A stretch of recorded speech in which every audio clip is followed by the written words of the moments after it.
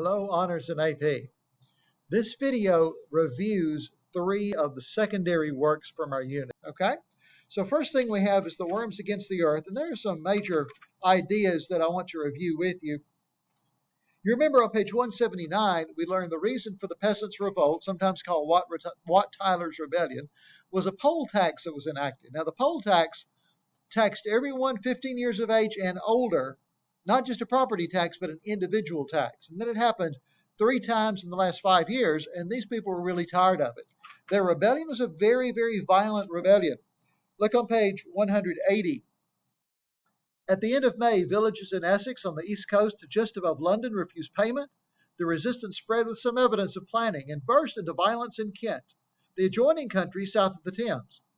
Peasants mingled with the yeomen for the French wars, armed themselves with rusty swords, scythes, axes, and longbows, blackened by age, and triumphantly stormed a castle where a runaway villain had been imprisoned.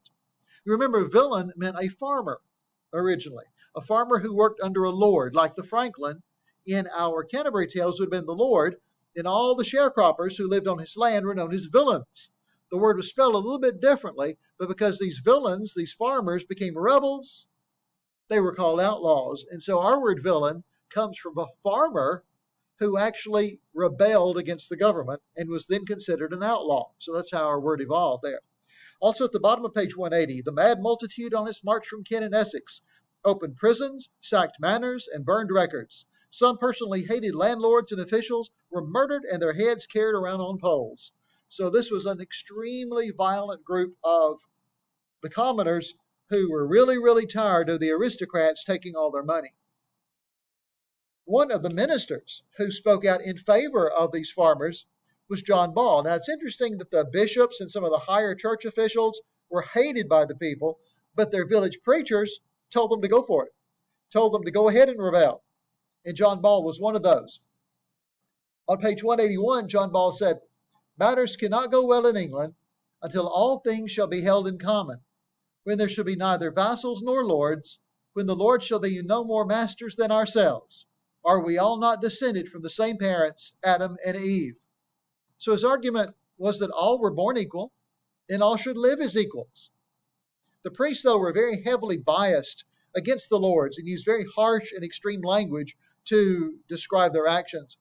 At the bottom of page 180, we read, "They regularly denounced evil princes, false executors who increased the sorrows of widows, wicked ecclesiastics who showed the worst example to the people, and above all, nobles who emptied the purses of the poor by their extravagance and disdained them for lowness of blood or foulness of body, for deformed shape of body or limb, for dullness of wit and uncunning of craft, and deign not to speak to them, and who are themselves stuffed with pride." So here we have the rich folks looking down on the poor folks, but still not afraid to take their money. And so their ministers are telling them, you cannot let this system continue. And then toward the end, on page 184, remember the young boy, King Richard II, who was only 14 years at the time, rode right in the middle of the group to tell them to go home. He promised to give them everything they wanted, but it was a stalling tactic. He knew exactly what he was doing. He was really waiting for the Lord Mayor and other officials to gather an army to crush the rebellion. While in London, Sir Robert Knollys, the Master of War, was urgently assembling an armed force.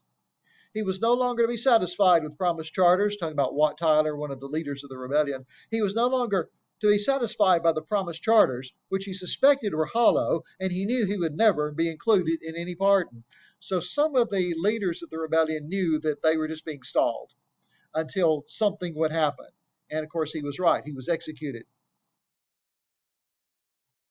The king rode out and said, "Sirs, what is it you require? I am your captain. I am your king. Quiet yourselves."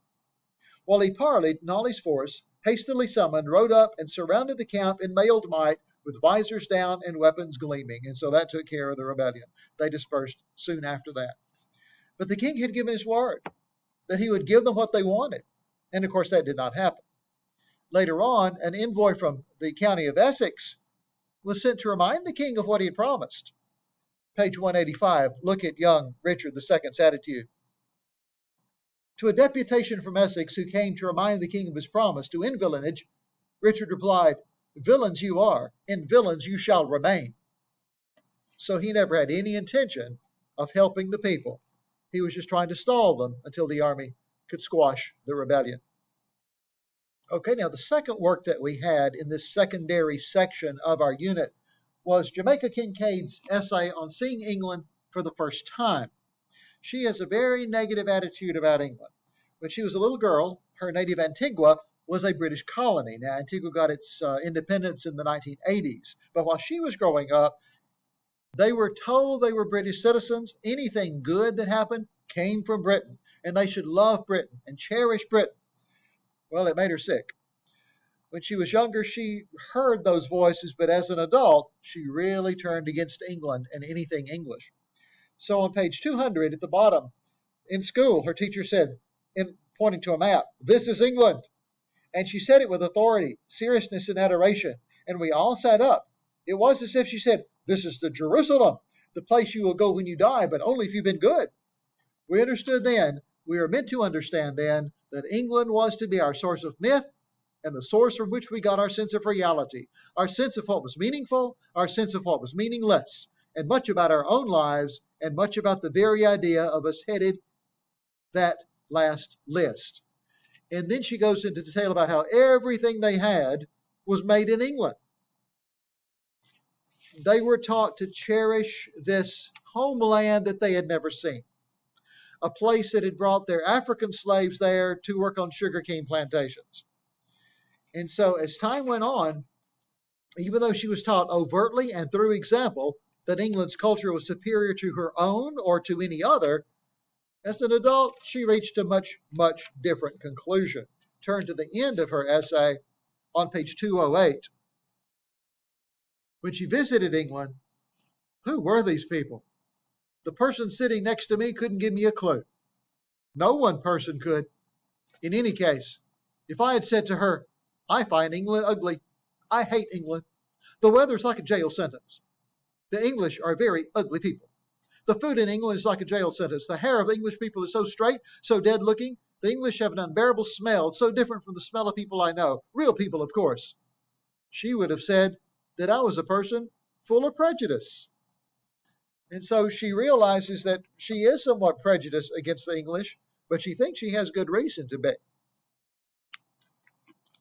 On page 209, we have a much more mixed feeling about England from an outsider. This is Derek Walcott's poem 23 from his collection called Midsummer. At this point in his life, he was a lauded author.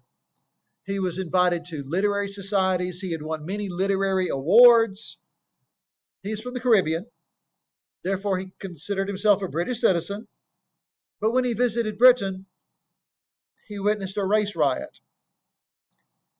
With the stampeding hiss and scurry of green lemmings, midsummer's leaves race to extinction like the roar of a Brixton riot, tunneled by water hoses. They seethe toward autumn's fire. It is in their nature, being men as well as leaves, to die for the sun.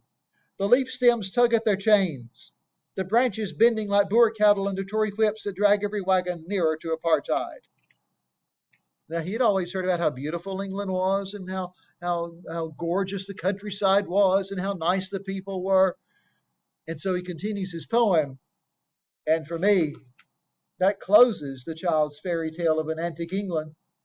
Fairy rings, thatched cottages, fenced with dog roses, a green gale lifting the hair of Warwickshire. So all of the romanticized aspects of England, he said, I quickly got over. I was there to add some color to the British theater, but the blacks can't do Shakespeare. They have no experience. Well, that was true. Their thick skulls bled with rancor when the riot police and the skinheads exchanged quips you could trace to the sonnets or the Moor's eclipse. So he was not welcomed into the theater because black actors didn't do much Shakespeare. He said, well, that's true. He said, yeah, we were too busy getting hit over the head by the riot police. And he said, the police and the skinheads exchanged quips, little sayings, you could trace to the sonnets or the Moor's eclipse. Because Shakespeare in his sonnets has a section of sonnets addressed to what he called the dark lady.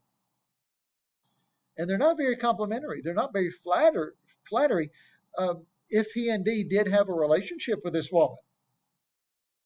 Also, the Moor refers to Othello, a great Shakespearean tragic figure, rose to the position as a black man to take over the Venetian military.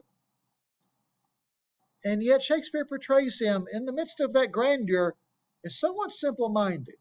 There is somewhat of a prejudice there in the Elizabethan mindset. And so Walcott is saying, yeah, Shakespeare didn't always treat people fairly in his works. But Walcott says, I didn't feel anger. I didn't feel as if I ought to stick up for anybody. Because praise had bled my lines white of any more anger, and snow had inducted me into white fellowships. So he had enjoyed the accolades, the awards, the approval of the white people as a new literary figure. So he said, my resentment was gone because I was accepted into their fellowships. But in the poem, he feels a little uneasy because of that, because he's kind of ignoring the problems of his own people. But he says, yeah, but the British Empire is dead. While Caliban's howl down the barred streets of an empire that began with Caedmon's raceless dew and is ending in the alleys of Brixton, burning like Turner's ships. Turner was a Romantic Age painter. He painted on into the Victorian Age as well, and some of his most famous paintings are burning old ships. He says that's what's happening to the British Empire. So the power of the British over others is ending. No longer will they impose their culture on other people, he hopes. So we have a mixed view with Derek Walcott. Yes, he was accepted into white society. He was accepted into the upper class literary society. And yet these bad things were happening to the West Indian people who had moved to London. And he's witnessing that in the race riots and feels very uneasy because of it. And has to mention that in his poetry. So our book called My Perspectives gives us different perspectives. We have Chaucer and his nice Canterbury pilgrims, and they set off and they tell stories going to Canterbury. It's a very positive look. But at the same time, we have the Peasants' Revolt, very violent, very brutal. And then we have these two modern works showing that not everybody really approves of that old imperialist style that Britain promoted for so long. So that will help you as you go through, pick out the major themes of those works, but make sure you do read those works before the test.